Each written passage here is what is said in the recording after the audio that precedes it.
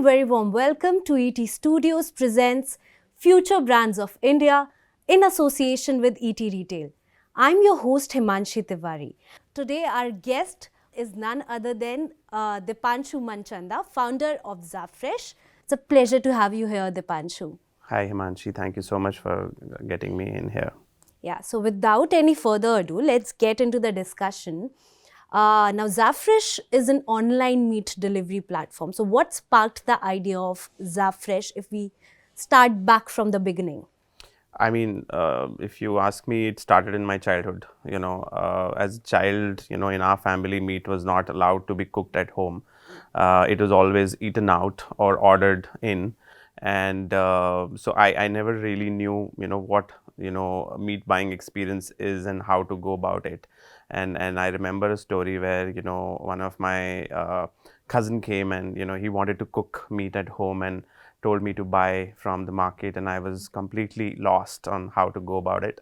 And somehow I found an option to buy in the local market, which really terrified me, with the overall experience of putting live chicken in a machine and not really going through that traumatic experience. I was taken aback, and it became difficult for me to digest that entire experience. And then later in the years, as an adult, when I started looking at buying meat and cooking meat, it was posing a lot of issues, from availability of a particular type of meat or a cut, where you have to rely on a very unorganized desi local system, which as a consumer I couldn't relate to, because I was ready to pay the price, and but I didn't have any options to get a better product. So I mean, that kept on going, and while I was working with MobiKwik, and I was talking to some of the startup entrepreneurs. One of them was Albinder from Blinkit, the founder of Blinkit, and we started chatting about how the grocery and food as a journey, as a business going for them. And he started sharing his pain points on how meat as a category is really a difficult one for them to standardize and give a better product offering to their customers. So that related with my own customer experience. That was a light bulb moment for me, and I thought that okay, there is a problem here where we are dealing with unorganized market, yet there is no solution for a new age customer. So what can be done about it? So that was the seed of the ideation. And from there I started asking people, doing some research on what do they think, where do they buy, how do they buy. All of that resulted into a more deeper conviction that there is a need for something like a better quality product coming at home, at the doorstep of the customer. And yeah, I mean, that's how we started putting pieces together, and launched Zap Fresh in 2015. All right, so you have thrown some light on customer preferences. I'm sure a lot of non-vegetarians might have this issue. Being a vegetarian myself, I know very little about customer preferences in this segment. So please help me understand, how do customers prefer buying meat, and how Zap Fresh is solving this issue for customers? Good question, Imanshi. So first of all, we all know that India is very diverse in terms of behavior, taste, income levels, everything. Okay, so I'm going to give you some flavor here in terms of what is the meat consumption of the Indian country and how it is scattered geography by geography. Overall, we were surprised to know that 70% of the country is non-vegetarian, first of all, contrary to the fact that we are saying all vegetarian and everything, and but it's not the truth. Okay, and the majority of the population is consuming non-veg is in south. So that was some revealing things which we got to know when we started our journey. And each geography buys and consumes very differently, similar to looking at different different foods and cuisines. If you're probably eating South Indian, Italian, just the way you cook those products and you consume those products, it's the same with meat. Okay, where a certain geography first of all purchases only live chicken to get it slaughtered even today. markets like Hyderabad, for example, they are the customers, even the new age customers want to buy from a live meat store where the slaughtering is happening in front of them. That is the majority, 95% plus market, which is buying like that. But that's not the case in Delhi. In Gurgaon, in Noida, places like these, people are preferring, buying cleaner online, or at least not getting it slaughtered in front of them. If you go in Northeast, this is a similar, phenomena. There also people want to see in front of them.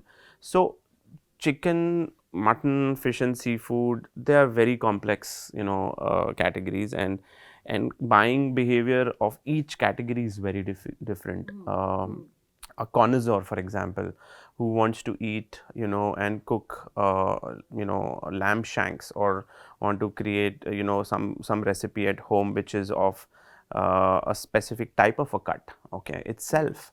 I'll give you an example. If you want to create or cook mutton keema at home, a lot of customers want to buy minced meat out of the leg of the mutton or the meat. Now that taste will be very different than the other parts. So that kind of diversity and specification is only possible in the local offline market, where customers are going and still buying. So one of the reasons they are buying from these setups is because they get to customize the product, and they also get it at a certain price. So overall, the value proposition for the mass market, the Bharat, is to buy meat is still offline, and they are still looking at standardization, to buy chicken in a certain way. But when it comes to fish or it comes to goat meat, preferences are all over, the place. It's very difficult to sum up all of them. There are many. Yeah. So I think personalization matters a lot when it comes to such businesses, and personalization vary from city to city, perhaps, as you are telling, right?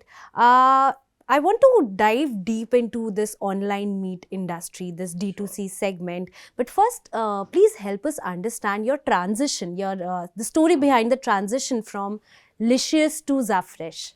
So Licious was actually not a full-fledged operation. As I stated that when I found out about the category and we had that ideation, we teamed up with with the team together, and we started working on the idea together to put pieces together to do a rollout. But we had our differences. I wanted to build a profitable company and create a fundamental impact on the industry, which is more holistic in nature rather than just one customer segment, or chase just the revenue, and very different ideologies basically.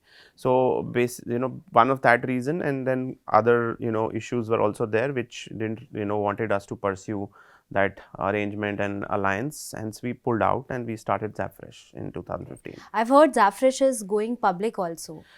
We are, yes, because we've turned profitable as of last year. The opportunity for profitable enterprises is actually immense today. So we are looking at all sort of different options for us to grow the brand. We're looking at a lot of acquisitions as well. So a lot of action coming through in the coming 2 years, 3 years. So that's what. Yeah, that's great. All the best for that. But tell me about the D2C segment in India. Now, India is at the heart of digital revolution. So how do you foresee D2C companies in India in coming few years? So there are about 110 D2C companies, in all, combining all the categories, whether it is fashion, lifestyle, food. And I can only talk about food, a bit, and then, maybe similar examples can be, applied for other categories as well. But, I feel that technology is an enabler. Okay. Eventually it's a brand, it's a customer experience which everybody wants to, create. Okay. That customer experience starts from packaging to pricing to buying to even post purchase. So all this sums up into a customer experience. And technology can be used in multiple areas, right from benchmarking the price. For example, if I tell you that you go on the website and you would know that what is the price of chicken in your area, and what are you buying at. That kind of intelligence can only be brought by technology, where a customer will know that okay, I am buying at the right price. That's bare minimum. The other thing in food and technology, I would say, is that today traceability and food security as of now is a lot of global practice. In India, it has not really come yet, where a customer would know the journey of the product. Where is the product coming from? What is it? What is going in the product? That entire journey can be mapped through technology. So the other thing is we are looking at AI, or we are looking at drone. In fact, we are applying drones now in farming. So we are as a company committed to technology, and constantly thriving and striving to adapt newer practices, which will create better customer experience and automation throughout the value chain, rather than just looking at customer experience as only one part of it. But we think that technology can play a critical role in every step of the overall value chain of the business. So from that point of view, I think technology is here to stay and grow. For everybody, the used cases will be slightly different, industry to industry. For us, we have tried to be as technology friendly as possible, to offer customer experience, improve it in the best possible manner, but also to automate internal processes, and build more reliability in the overall value chain. All right. So, can you share a few examples wherein you have used automation or technology to kind of enhance customer experience? So one project which we are currently working on is a ESG compliant product line which we are launching, which is a premium product, a different breed of the chicken, which will be coming from directly from the women farmers who are doing backyard poultry farming in markets like Odisha, Bihar, all of those different markets. So that product will come with traceability to the customer, where post purchase the customer will be able to see the pick of the farmer, the weather forecast where the farming happened, the region where the bird came from. The entire process will be completely spelled out either on the packaging or on the app. The other thing which we are looking to do is go deeper, to help farmers, do better by using technology, which is what I said. We're looking at doing a project on drone surveillance for backyard poultry farming for these women. So the poultry farming is two, three types. One is it is done in a large shed where there are many chickens in one shed, and then there are open farms where the chicken is bred and roaming around, and those are the happy chickens, is what we call country chickens and all that. So for these small scale farmers, surveillance is a problem, where we think maybe a drone will be able to fix it. For aquaculture, we are looking at similar drone technology to spray medicine in the fish ponds, which is spread across hundred of acres, and doing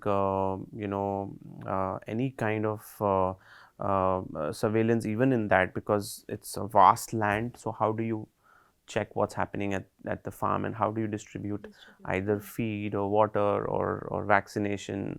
So we think there are use cases in farming to customer experience both, and these are some of the 2-3 initiatives which we are working on. All right, these are a few of the best examples, perhaps, of using AI and technology where you are using such automation tools for enabling and enhancing the whole process rather than removing the human interventions from it, right? Such a good case that you have highlighted. Now, tell me, when we talk about the whole value chain, logistics and quality control are a huge part of this, Yeah. right? So how do you maintain when it comes to the online meat delivery? How do you maintain this logistic and quality control part? So we generally have temperature controlled units wherever we set up our own infra. It has to be in a certain temperature control. There are certain food quality guidelines which the team has to follow from an SOP standpoint. So most of the time we adhere to those stricter, policies and controls, which demonstrate us, more sustainable, standardized life of the product. The other thing which we don't do, which is the use of any chemicals or any antibiotics to increase the shelf life of the product. Because if you see, even in fresh fruits and vegetables, you must have heard many stories that they are injecting, different, chemicals and all different type of things in that, so that it looks more shiny, it looks more. So we are committed to a completely clean, healthy chicken, and that starts from chemicals, no chemicals, no hormones, nothing of any sort is injected in the chicken, right from the farming of the bird to the processing of the bird. Because processing wise also we partner directly with high quality organized slaughterhouses which adopt the best food practices, enabling a more cleaner product, and then throughout the process in logistics we have to ensure that the temperature control continues. So our job really is of control as much as possible, and processes which will define different checkpoints for different teams internally.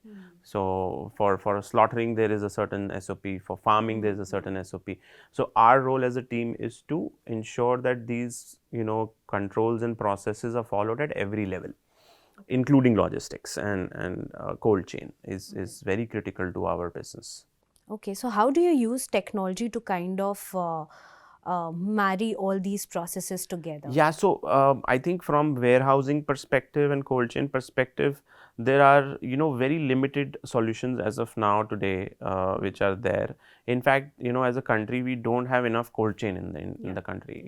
Though that's something which we are battling with. That how can we get cold chain warehousing and infrastructure established wherever we go. So we have to invest ourselves. There is no partner easily available to build cold chain. In fact, in some of the tier 2 markets which we are going to to set up, they don't even have electricity in the farming area. So renewable energy is another part to it. So when we go, we have to go with the entire infra heavy project, which will include right from energy usage to the cold chain infrastructure. And one or two solutions are there in this, where measuring temperature or any temperature leaks, if there are any temperature leaks in any kind of warehouses, do you get to know that what is the temperature leak which happened at what time, for what duration, which will tell you if there is any any kind of damage to the product which must have happened. So that's one. Then there are AI level surveillance cameras for processing. For example, the camera will be able to oversee the operation and give you reports saying that okay, these many movements happened today in the factory, and so less the movement, and another possible outcome is there if more movement. So we have similar scenarios which through technology we try to identify as much as possible in our processing and our cold chain. And when it comes to customer feedback, I've seen a lot of online apps use chatbots. Yeah. So does Zap Fresh has this We don't. facility, or how do you take customer I personally feedback? feel that what are we trying to do here? We are trying to first of all organize an unorganized market. Okay. Yeah. So an unorganized market in a store, you would not see a bot. Okay. Yeah. The personal interaction. Okay. So first of all, we are not doing customization for them. Okay, which they are getting in the stores. Yeah. So one thing which we are taking away, which is not giving them the customized products. It's a standardized product. Same thing now we are saying that okay, now we will not have an interface to talk to anybody also. So I personally don't think that in our use case AI will will solve too many problems, because a customer touch point is required to some extent. The human touch is required. Yes, yes. So we believe that it can only do so much for us in the AI bot side of it, but we would like to retain as much as possible a customer interaction engagement from a human touch point of view, and not completely mechanize it. Yeah. So I think technology up to some extent in terms of enhancing the whole value proposition processes, but not taking away the human touch from it, right? Now talking about scaling the business, right? So when it comes to scaling businesses, there are a lot of challenges. Do you find any challenges when it comes to Zapfresh? Yeah, I think, and that will, I would say, for the entire industry, is people. I feel that getting good quality people resources is the biggest challenge today. Even in the midst of layoffs, I would say that getting the right talent is the biggest issue today, and then retaining that challenge, retaining them. So as a promoter, as a founder, I think that if I'm able to build a more stickable organization where people are staying and not going, is the most difficult task for me. All right, then let me know, or please help us understand on the lessons that you might have learned while establishing a business as big as Zapfresh, and now you are planning to perhaps go public with this business as well. See, the biggest lesson learning has been that you have to believe in what you're doing. Okay, that belief often gets disrupted with a lot of external factors. Okay, where let's say you start with an idea, and then there are a lot of stakeholders will join your hands over a period of time. It could be investors, it could be employees, it could be vendors, partners. So the entire ecosystem which will get developed around you will always keep distracting your vision. So how do you stay true to the vision of what you want to do in a single line? I think if that you can stick to, everything else will be noise. So stay true to your vision and have a vision. First of all, a lot of people don't have a vision. And when we started, we never thought that we'll go IPO, we'll go public, or we'll do this, we'll do that. So probably it would have helped at that point. So have a vision as a business, no matter how small you start. That really helps. And then stick to it. Don't distract yourself with anything around happening in the business ecosystem. All right, so have a vision and stick to that vision. Now, as we conclude this episode, Deepanshu, just few more questions. Number one, what we have already learned about your lessons, but do you anticipate any future trends or innovations in the D2C segment when it comes to technology or customer preferences? So I think that AI definitely is here to stay. So used cases of AI in D2C will further evolve and expand.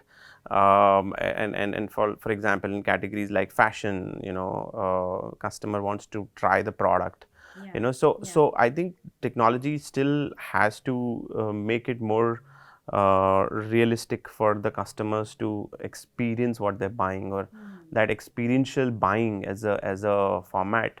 It'll be interesting to see what technology does there, because that I think will be very, very important from a stickiness point of view, where a customer is sticking to buying from you all again and again.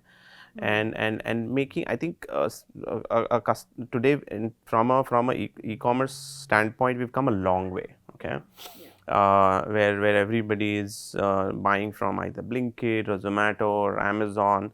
So there's a a lot of movement still in my mind has to happen, should happen.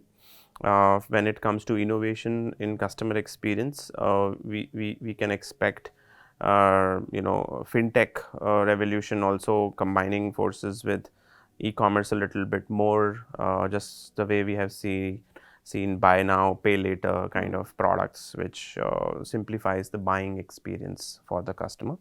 So the use of automation and scalability with that is something which I think will happen more in the coming decade, and used cases will get more interesting. We'll probably look at more newer formats also emerging, which will help D2C function better. Yeah, so Zap Fresh revolves in the D2C segment, but do you have any plans considering the masses of entering into brick and mortar spaces? We do. We have always been an omni-channel player. We never think that there is only one distribution format, because for a brand you should reach out to your customer segment from various multiple formats, point of sale options. Very soon we will see a lot of action in the offline physical space, what we are planning to do. All right, thank you so much for this conversation, Deepanshu. One last question: what is your favorite non-veg dish? Butter chicken. I'm a Delhi. I'm a Delhi. All right, No butter chicken it is for all the Simple. Delhites. Thank you so much. Thank you. And to our viewers, stay tuned for more such episodes only on ET Studios presents Future Brands of India in association with ET Retail.